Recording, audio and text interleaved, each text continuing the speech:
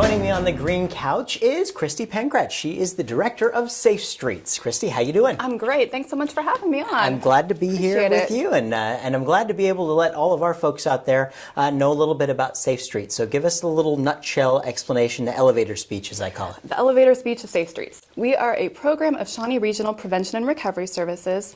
We work with crime prevention and also safety as well as substance abuse prevention.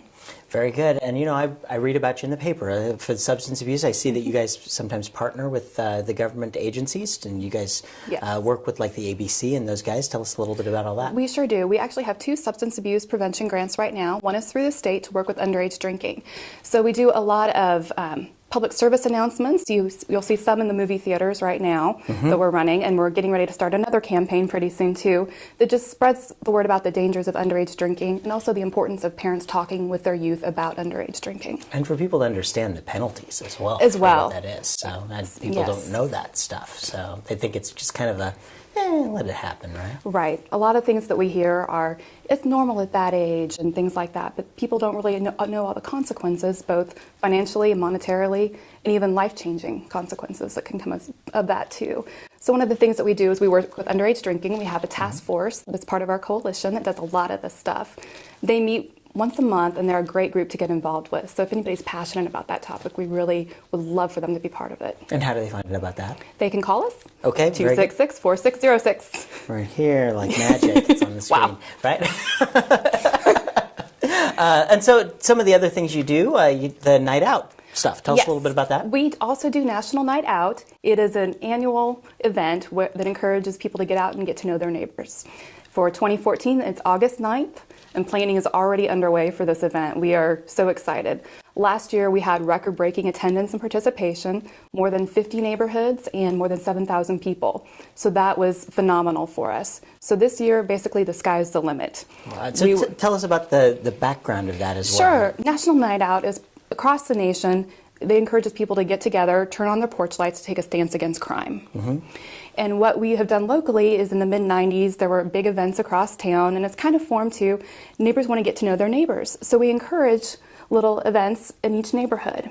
And we provide a subsidy that the Topeka Police Department, Shawnee County Sheriff, and Shawnee County District Attorney give to each of the first 50 neighborhoods.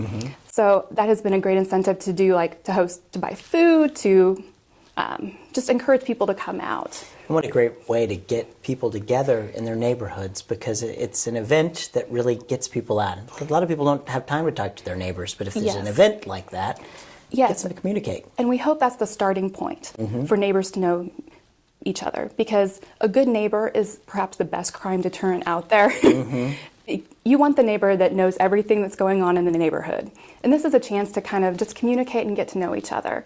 What we've seen this last year is that's a starting point for a lot of neighborhood watch groups to form. And that's something else that Safe Streets is a big proponent of and we help organize. So we've seen a lot of those kind of divvy into, well, we hosted an event, maybe we need to move to a neighborhood watch. So that's the perfect segue, and that's what we really want to see happen. Absolutely. So and you guys work very closely with the Topeka Police Department. And Shawnee. We had Ron Miller was on the show. And, Wonderful. He was talking about Safe Streets a little bit and kind of how great you guys are an organization. We wanted to, at that point, we needed to have you on the show. But talk a little bit about your interaction with local law enforcement. Sure. Topeka Police Department and Shawnee County Sheriff are tremendous allies. They do so much for our community. And what we do is kind of piggyback on what they do with community interaction.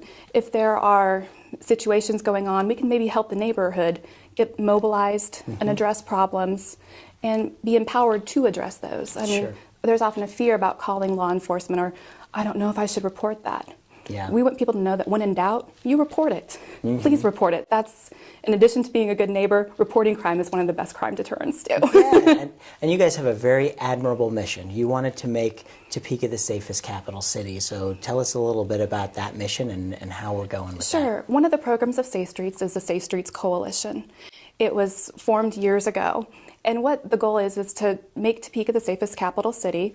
And we want to make the community the safest capital community as well, too. So we strive to do that through different initiatives. There are plays that we call, such as Lock It, Remove It, or Lose It. You may have seen some of those around town. Remove it, or lose it. Great job. It's my audition video, so anybody out there needs me for that, I'm available. Call me. Awesome. Can we get a recording of that? We will put that on. Please don't. But property crime is one of the things that Topeka sees a lot of. If you can lock your vehicle, remove your valuables, that can go a long way in helping deter crime. Yeah, that's it's something you just don't think about as well. Not just the shopping season for the holidays or anything. This goes for all year round. People are looking. Criminals are looking for something that's easy to do. If they see an iPad in the back of your car, they try the door and it's open, that's an opportunity. Let's take the opportunity away. And when Chief Miller was on the show, he was talking about how Topeka's property crimes are higher than the violent crimes. I mean, that's kind of how we're balanced. Yeah. Kind of explain that and how it relates to Safe Streets. Well, Safe Streets, our vision has been to make Topeka the safest capital city. And so what we've done is we focused on the property crime where we can empower people to help prevent crime, to prevent them from being a victim. Sure. So we've kind of focused on the property crime issue as well as mobilizing neighborhoods together to address any other issues that they might be seeing. That's all crime. Yeah, that's all crime. So that's kind of how we've worked with that. And how long has this organization been doing this? We were formed in the mid-90s by a local reverend, David Fulton. This was after a congregational member was murdered. It was in a response to get back into the community and make Topeka a safer capital city, make Topeka a safer place. Sure. And we've since evolved to incorporate substance abuse and some of those type of things. So we've been around since the mid-90s. Wow. And tell folks how they can get involved with Safe Streets if they're interested. Well, there are several different ways. The first thing is, if you see crime, report it. Okay, that's number one. That's good. That's number one. The second is to see if you have a neighborhood watch and join it. Okay. If you don't, start one. Might or as well. work with your community or your neighborhood to do that. Yeah. And we can help. We come in and we can facilitate meetings and help you with some of that stuff. Sure. So that's what we're here for. Very good. And the third thing is to come to our Safe Streets Coalition meetings. We meet the first Wednesday of every month at the Great Overland Station, Okay. 11:45 a.m. What would you guys be talking about in a meeting? Well, we're talking about the Safe Streets Coalition is kind of taking a new approach. We want to get back to the streets, so to speak. We want to make sure we're a conduit of information for what's going on in the community and making sure the neighborhoods get that information. So each month we're going to have a different panel of topics. Okay. The first is going to be, we have an advisory council that's helping us kind of steer the ship this year. Sure. So they're going to be talking about kind of their vision. In March, we're going to be featuring local law enforcement and the updates from their respective agencies. Great. And just kind of like whatever's, that's what you bring to the table. We'll be talking about substance abuse and other issues such as those, mental health down the road. So we're really excited about this format, and we're hoping to give people something meaningful to come to and meaningful to take away. Yeah, so that's absolutely. our goal. And you guys have a website. Tell us what your website is. We sure do. It's safestreets.org. Again, it's magic right above our heads, hovering like magic there for us. So. And we are also on Facebook, Safe Streets Coalition. Very good. Like them on Facebook, Like Safe us on Streets Facebook. Coalition. All right.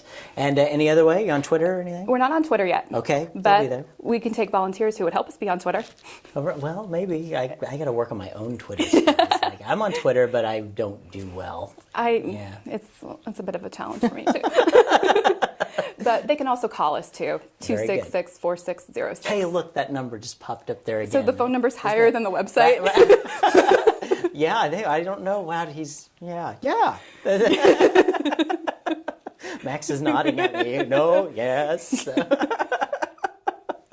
Well, Kristi, thank you so much for coming out and speaking with us here tonight on Talk About Topeka. Sure. And, I can't let you go until we do the notorious lightning round. That's where we put 60 seconds on the clock, and I ask you a bunch of kind of personality kind of questions here. Alrighty. And we find out a little bit about you. Okay. All right, Kristi, ready to go? We got 60 seconds on that clock, and go.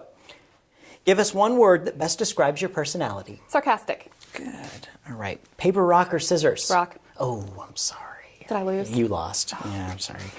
Paper or plastic? Paper. Okay, good. If you were an animal, what kind of animal would you be? Dog. All right.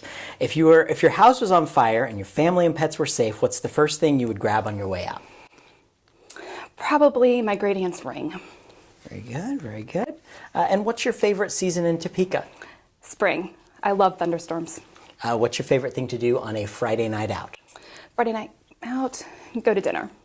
All right. And what's the first thing you would buy if you won the big lottery? It's a big one. That's the toughest question. I would buy a 57 Bel Air. And why is that? I love old cars. There you go. There you go. And what is your favorite television show to watch every Tuesday night at 9:30 on my TV? Just in case. Talk about Topeka. Hey, there we go. Kristi, thank you so much for joining us. Anything that you guys are doing, if you want to get the word out, you're always welcome to join us here on the show. So thank you. Thank you. And good luck with everything you're working on. Thank you so much. You bet.